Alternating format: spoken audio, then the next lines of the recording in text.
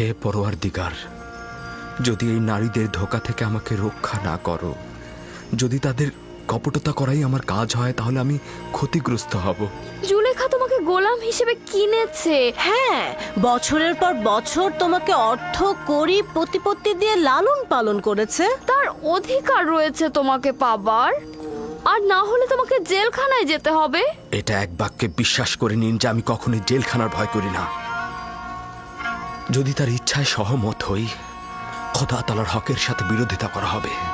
খুব ভালো, তাহলে আমাদের দুজনের মধ্যে থেকে একজনকে নিজের করে নাও। আমরাও জুলেখার চেয়ে কোনো অংশে কম যাব না।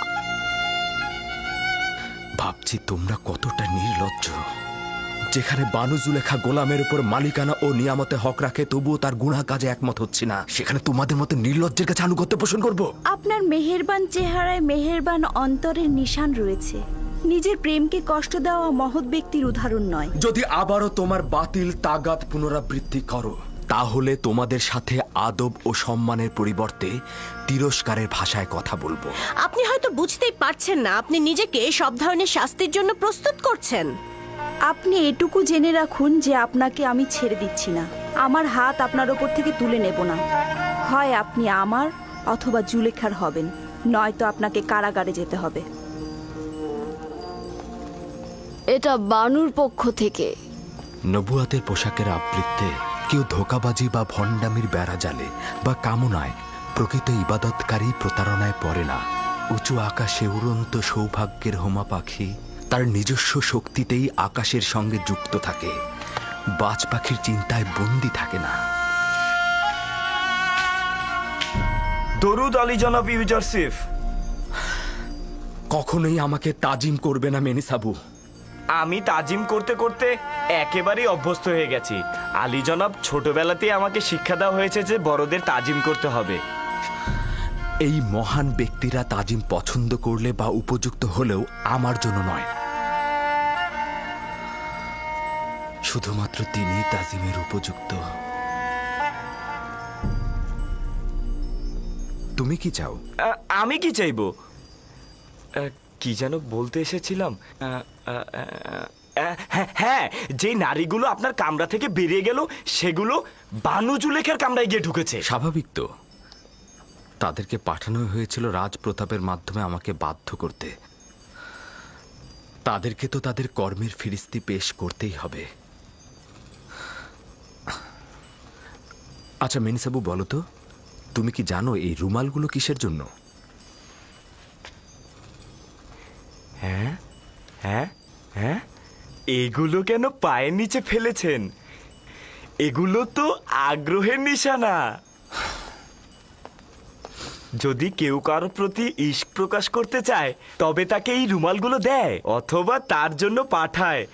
তুমি কেন এই রুমালগুলোকে পায়ের নিচে ফেলেছো?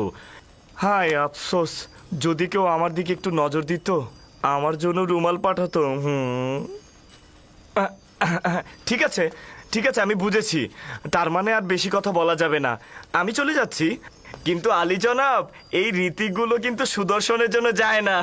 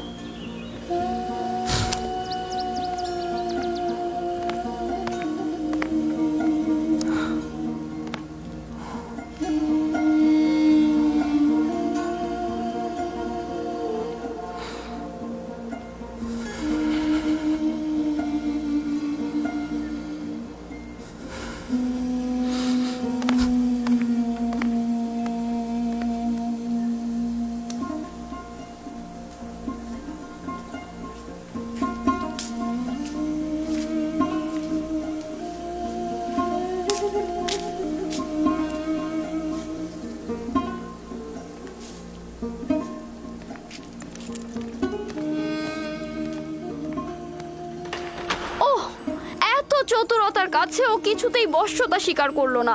যদিও পাথরও হতো তবু ওকে গলিয়ে ফেলতে পারতাম, কিন্তু ইউজারশিপ পাথরের চাইতেও কঠিন। তালাশ করে লাভ নেই, কোনো ফলই হবে না। তাহলে তোমরাই আমাকে বলে দাও, আমি এখন কি করব? কোনো পথই কি খোলা নেই? ইউজারশিপকে কারাগারে পাঠিয়ে দিন, এটাই তার একমাত্র পথ। কারাগারে? হ্যাঁ, সম্ভবত কারাগারের প্রকোষ্ঠে সে আপনার রাজ্যের রাজনিয়ামত উপলব্ধি করতে পারবে। হ্যাঁ, কারাগারের স্বাদ পেলেই তার মাথা আপনার চরণে লুটিয়ে পড়বে। কিন্তু আমি তাকে কারাগারে পাঠিয়ে কিছুতেই দূরে থাকতে পারবো না। অবশেষে আপনি একটা সুযোগ পাচ্ছেন যেটা আপনি হাতছাড়া করবেন। এই শাস্তির মাধ্যমে হতে পারে ইউজারশিপের দম্ভ একেবারে ভেঙে পড়বে। জেলখানায় তার অহংকার চূর্ণ হয়ে যাবে। বশ্যতা স্বীকার করলে তাকে আজাদ করে দেবেন। ইউজারশিপকে শক্ত দরজার কামরায় ডাকো।